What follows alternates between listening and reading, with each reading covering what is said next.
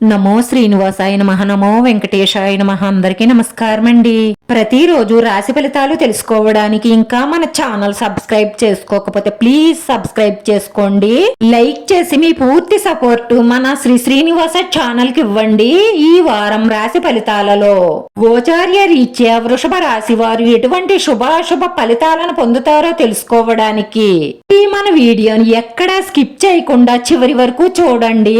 ఈ రాశి వారికి ఈ సంవత్సరంలో ఖచ్చితంగా 100% ఎంతో కాలంగా తీరకుండా ఉండిపోయిన ఒక కోరిక ఖచ్చితంగా తీరుతుంది. తీరకపోతే అడగండి. స్త్రీ అగ్గి లాంటిది. మీరు సరిగ్గా వినియోగించుకుంటే మీ జీవితానికి మీ కుటుంబానికి వెలుగునిస్తుంది. ఆడదే కదా ఏం చేస్తుందిలే అని మీ ఇష్టం వచ్చినట్లు ఆడుకుందాం అనుకుంటే మిమ్మల్ని మీ కుటుంబాన్ని కూడా కాల్చేస్తుంది. జాగ్రత్త. ఈ గోచారం ప్రకారం మీకు అద్భుతమైన ఫలితాలే గోచరిస్తున్నాయి. కాకపోతే మీ మేలు కోరే వారి సలహా ఆచరించడం ద్వారా మీకు ఎక్కువ లాభాలుంటాయి. ఎటువంటి సమస్యల నుంచైనా సరే పోరాడి గెలుచుకుంటారు.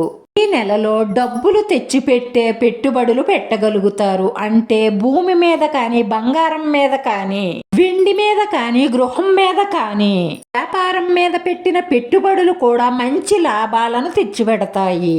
వస్తు వాహన ధన లాభాలు గోచరిస్తున్నాయి. పిల్లల కోసం లేదంటే పిల్లలకు సంబంధించిన వాటి మీద ఎక్కువగా డబ్బు ఖర్చు పెడతారు. కుటుంబం నిమిత్తం ఖర్చులు ఎక్కువగా గోచరిస్తున్నాయి. అవసరమో లేదో ఆలోచించి ఖర్చు పెట్టండి. అనవసరమైన ఖర్చులు పెడితే ఆర్థికంగా ఇబ్బందులు, అప్పులు చేసే అవసరం రావచ్చు. ఆదాయం పెంచుకోవడానికి మీరు చేసే ప్రయత్నాలు ఫలిస్తాయి. కొంతవరకు అప్పులు తీర్చే ప్రయత్నం చేస్తే కొంతవరకు రుణ విముక్తులు అవుతారు. మీరెప్పటి నుంచో ఎదురు చూస్తున్న రుణాలు మంజూరయ్యే అవకాశాలు గోచరిస్తున్నాయి. ఏదైనా అవసరం నిమిత్తం, వ్యాపారం నిమిత్తం లోన్లు అప్లై చేసిన పని పూర్తి కాని వారికి పట్టుదలగా ప్రయత్నిస్తే ఈ నెలలో ఆ పని పూర్తవుతుంది.